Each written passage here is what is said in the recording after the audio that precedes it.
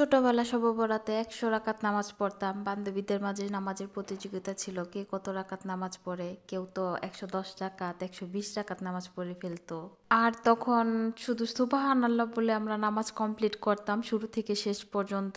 কিন্তু এখন বড় হওয়ার পর ওই নামাজটাও নেই আর ওই শবে বরাতটাও নেই। কিন্তু অনেক দিন পর এই শবে বরাতে ছোটবেলার ফিল পেয়েছি। কারণ এই শবে বরাতে আমরা সবাই মিলে অনেক ঘুরেছি, মাজারে গিয়েছি, মাজারে আগরবাতি মোমবাতি দিয়েছি, বিভিন্ন ফাস্টফুড খেয়েছি।